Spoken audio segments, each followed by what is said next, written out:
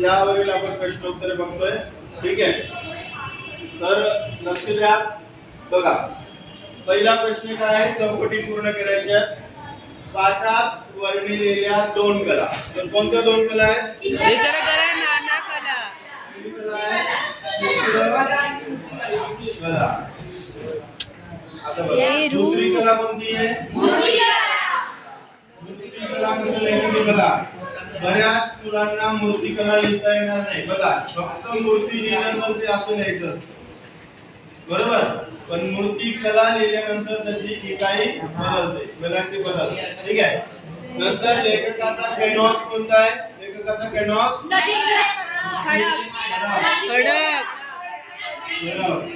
मोठा दगड, बरोबर. डोळ्याचे शेण,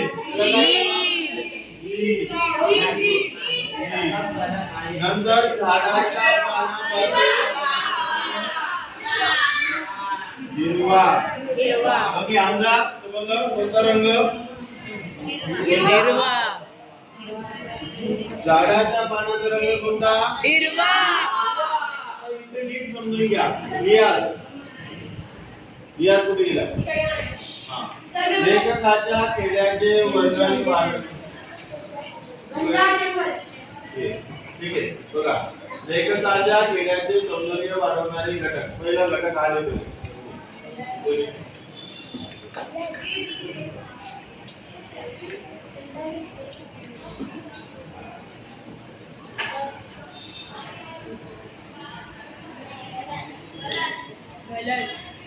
ओके, क्लॅप करायच्यासाठी काय शिकवलं मला? रुक ना, घनदाट. अरे लाइट नहीं आ रही है.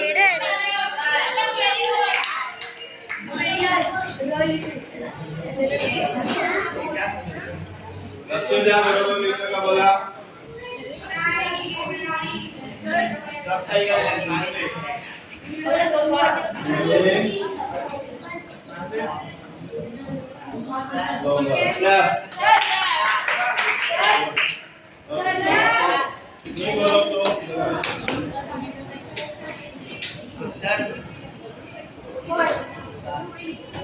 त्याच्यानंतर साधी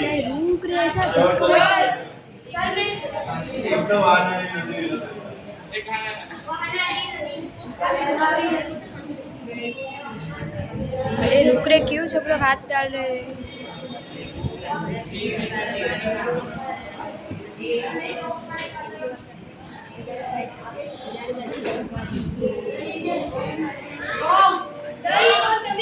ठीक है, तमिल बोल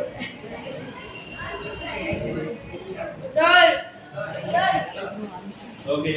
हे बरोबर कर. तो कडी भरून वाहणारी नदी. आपण फक्त वाहणारी नदी लिहिलं तरी वाहणारी नदी.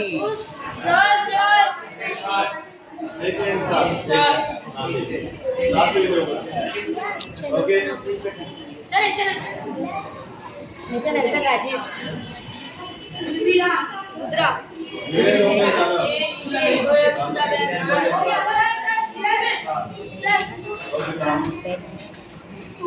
आमचा लक्ष दे बोर्डवर.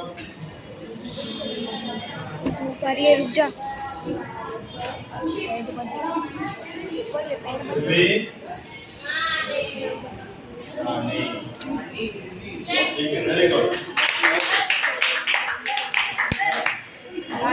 सावली कशी आहे?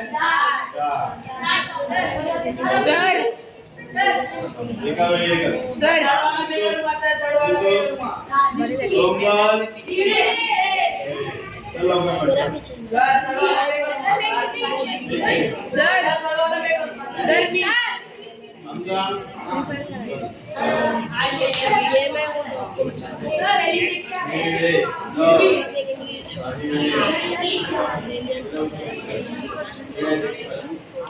बीच में आ रहा है ना, रुकना. देख लो वो.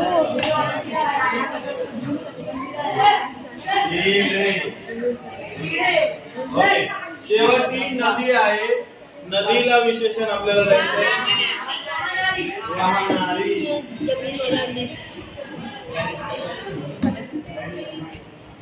हो. ठीक आहे. वाहणारी. नदी. जाणारी. ठीक आहे. परत एकदा बघूयात आपण recap. व्यवस्थित बसून घ्या.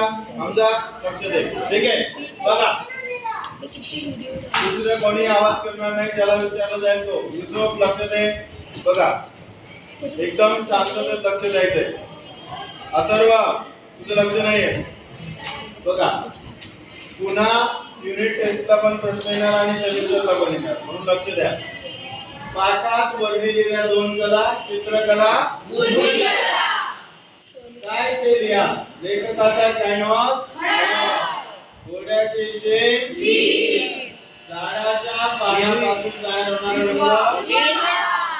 बरोबर. लेखकाच्या खेड्याचे सौंदर्य वाढवणारे घटक,